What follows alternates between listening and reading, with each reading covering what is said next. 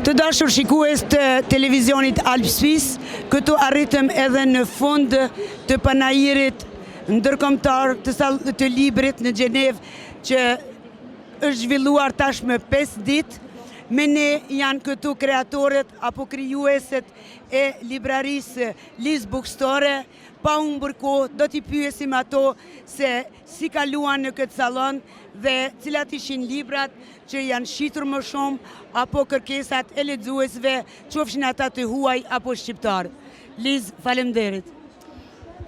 Faleminderit shumë. Ky panajir, ndryshe nga viti i kaluar, është kanë me hapësirë pak më të madhe. Fatmirësisht kemi kaluar shumë mirë.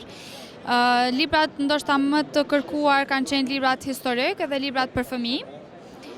Mendoj unë, por ka pas edhe romane, shumë më pak librat e përkthyer, me që librat e përkthyer nuk janë në interesin e shqiptarëve në diasporë. Përndryshe, faleminderit që keni ndjek nga afër këtë herë panajirin, sepse prezenca juaj është kanë jo vetëm e vyshme për të mbulu si kronik panajirin, por është kanë edhe e vyshme për të informuar shqiptarët që ky lloj aktiviteti ekziston edhe që ky lloj aktiviteti duhet mbështetet nga afër, duhet vihet çdo ditë në këtë panajir, sepse janë vetëm 5 ditë, por janë shumë intensive dhe ka autor shqiptar që janë prezent.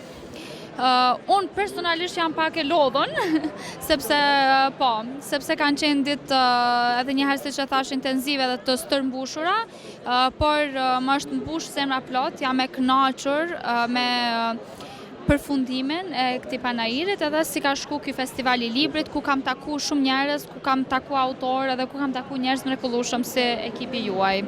Po jap fjalën Suadës.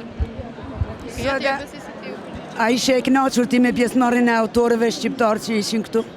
Normal që isha e kënaqur, në fakt u të i kaluan ato pritshmëritë tona. Çdo gjë shkoi shumë mirë, autorët ishin shumë të dashur edhe shumë gati të kenë diskutime të hapura me lexuesit. Gjithashtu edhe intervistat që ju i keni marrë të autorëve, ato ishin shumë të gatshëm të japin intervista, të flasin më shumë për diasporën dhe të kenë më shumë biseda të hapura. Gjithashtu i falenderoj shumë për pjesëmarrjen, na keni nderuar.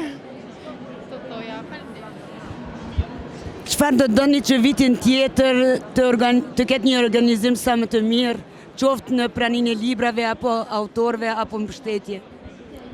Për vitin e ardhshëm, personalisht kisha dashur të kemi më shumë mbështetje institucionale, mbështetje shtetërore, mbështetje ndoshta zyrtare. Këtë kisha dashur më shumëti, përndryshe mendoj se tashmë kemi arrit konsolidimin edhe nuk kam pritshmëri më të larta se kaq. Unë mendoj që kemi tejkalu pritshmëritë tona si ekip.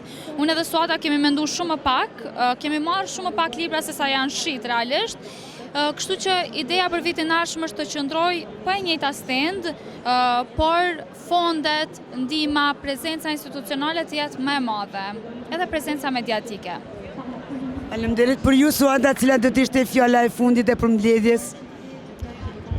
Në fakt, siç tha dhe Liria, ato pritshmëritë tona janë tejkaluar me 7 herë më shumë, por besoj që vitin që vjen të kemi pak më shumë mbështetje, të organizojmë një panajir edhe më të bukur se sa si vjet. Në fakt, panajiri si vjet ishte shumë i bukur, por besoj që me më shumë mbështetje, me shumë përfshirje të medias, të autorëve, të institucioneve, do të krijohej diçka edhe më bukur se sa si vjet. Meqense nuk i lëm gjë më, por vazhdojmë. Gjithashtu faleminderit kreatorëve që kanë marrë pjesë në panajir, që kanë ardhur na vizitojnë. Ka pas persona që kanë ardhur nga 100-200 kilometra vetëm për të blerë librin shqip në diasporë.